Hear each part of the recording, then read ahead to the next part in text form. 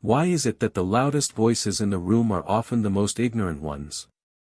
Why do those who know the least speak with the most certainty, while the truly wise are filled with questions, silence, and doubt? This is not just an observation, it's a wound. A wound in our collective psyche. A crack in the mirror of human understanding. And you've seen it too, haven't you? That coworker, that leader, that stranger online, radiating confidence, blind to their own blindness. Before we dive into this rabbit hole of perception and illusion, don't forget to subscribe, leave your reflections in the comments, like this video if it resonates, and share it with someone who's still trying to break free from the fog of unconscious patterns. Today, we explore something deeper than mere arrogance or naivety. We're talking about a psychological trap. A spiritual blindfold. The Dunning-Kruger Effect, not just a cognitive bias, but a symptom of something more ancient and archetypal, our fear of insignificance, our shadow's refusal to be seen, the unconscious masquerading as wisdom. Carl Jung spoke of the shadow, the disowned parts of ourselves we refuse to recognize. Nietzsche reminded us that man is not as rational as he thinks, but a creature of impulse and illusion.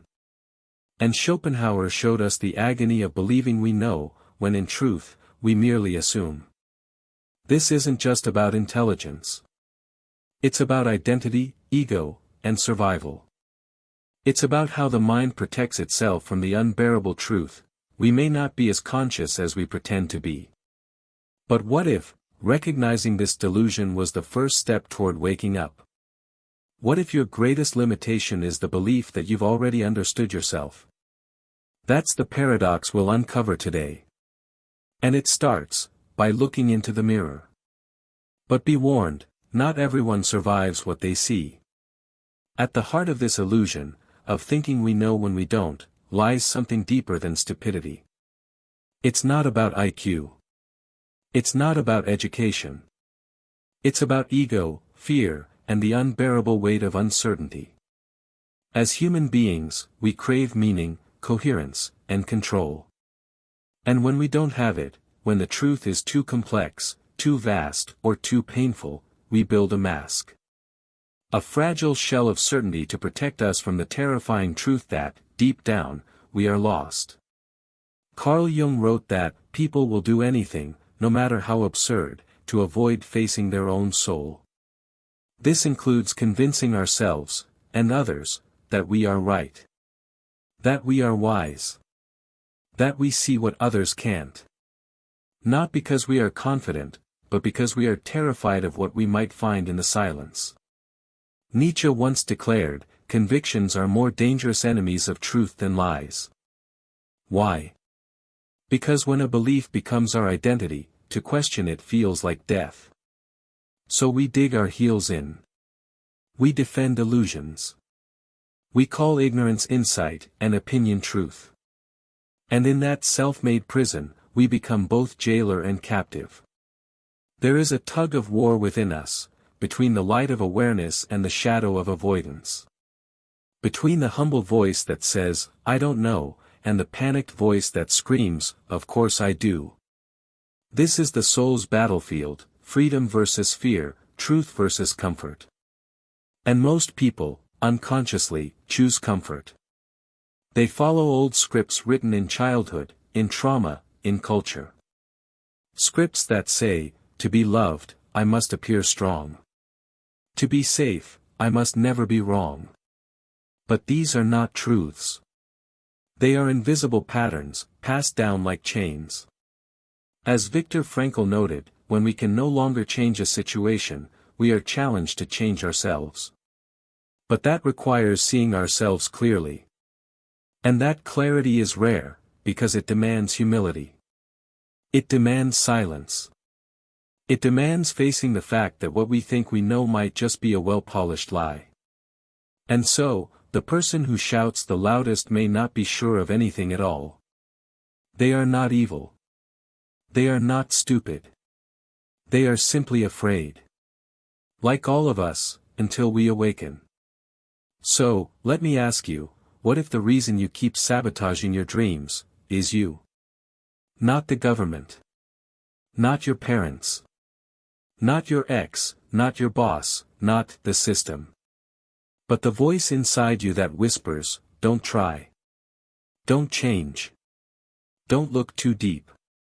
What if your greatest enemy wears your face and speaks with your voice, but hides behind every excuse you tell yourself just to stay the same? Gabor Maté reminds us that most addictions, to substances, to approval, to certainty, are not rooted in pleasure-seeking, but in pain avoidance.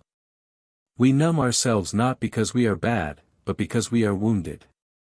And those wounds began long ago, in childhood, in silence, in rooms where no one truly saw us. So we learn to perform. To pretend. To appear smart, good, strong. But the child within us, confused, ashamed, unmet, never stopped asking, am I enough if I stop pretending? Carl Jung said that, until you make the unconscious conscious, it will direct your life, and you will call it fate. How many times have you repeated the same mistake, with a different face? How many times have you talked over others to feel in control, not because you were right, but because deep down, you were afraid of being small? How many dreams have you buried under sarcasm, overconfidence, or a well-timed joke? This is the confrontation, realizing that the things you think you hate out there, arrogance, ignorance, hypocrisy, may also live within you. Not because you are broken, but because you are human. The masks we wear were once necessary. They protected us. But now they suffocate. And until we remove them, we will never see, not the world, not others, and not ourselves. So ask yourself, honestly. What have I avoided knowing, simply because it would hurt too much to admit? Transformation doesn't begin with answers, it begins with honest questions. The kind that echo in the dark when no one's watching. The kind that crack the shell of the ego and whisper, maybe I don't know who I am, but I'm willing to find out. This is not weakness. This is the first spark of true strength, the courage to face yourself without defense, without distraction, without denial. There is no shortcut. No quick fix. But there is a path, one that starts inward. It begins when you stop blaming and start recognizing. When you stop performing and start remembering. When you stop asking, what's wrong with the world, and start asking, what am I still avoiding in me? Arthur Schopenhauer once wrote that, man can do what he wills, but he cannot will what he wills. Until we understand what moves us, what fears we're obeying, what wounds we're protecting, we remain trapped in repetition, mistaking reaction for freedom. This turning point is painful, yes, but it is also sacred. Because to turn inward is to reclaim your power. To sit with your shame, your envy, your doubt, not to destroy them, but to understand them. Viktor Frankl showed us that meaning is not something we find out there, but something we create from within, when we take responsibility for how we respond to suffering.